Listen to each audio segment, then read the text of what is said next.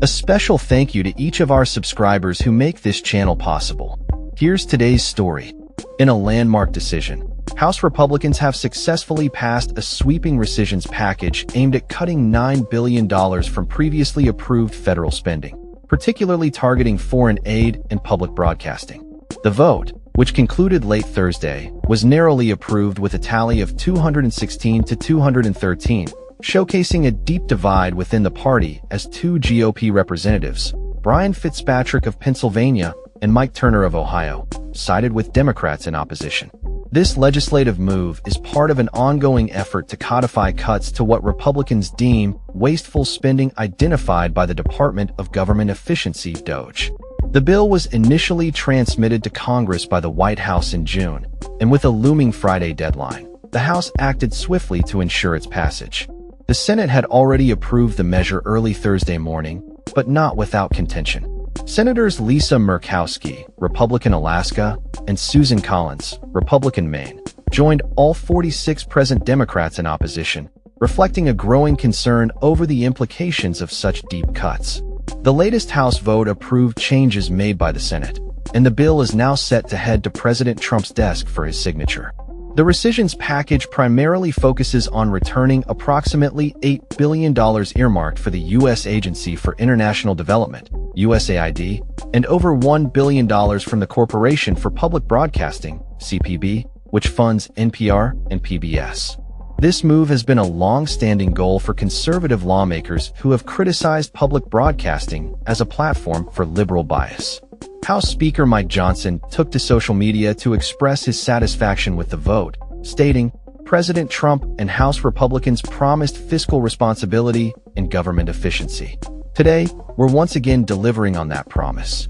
He emphasized that the American people should no longer be forced to fund politically biased media and extravagant expenses overseas. The passage of this bill is not merely a one-off event. It signals a broader trend in Republican fiscal policy. Johnson noted, while Republicans continue to deliver real accountability, restore fiscal discipline, and protect taxpayer dollars, Democrats continue to defend waste, fraud, and abuse. This isn't the end, it's the beginning. We look forward to passing additional rescissions bills throughout the 119th Congress. This sentiment was echoed by Representative Eli Crane, who urged his colleagues not to take victory laps, stating, "This needs to be the first of many. Keep pressing for deeper cuts to waste, fraud, and abuse across the board."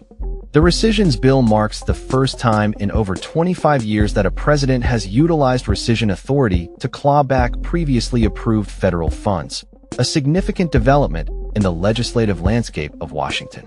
The bill's passage comes on the heels of a late-night vote-a-rama in the Senate, where Republicans narrowly approved the measure with a 51-48 vote. The implications of this legislation are vast, as it not only affects funding for public broadcasting, but also significantly alters the landscape of U.S. foreign aid. The decision to cut funding from programs aimed at combating global issues, such as the AIDS epidemic, has raised eyebrows among critics who argue that these cuts could have dire consequences for international health initiatives.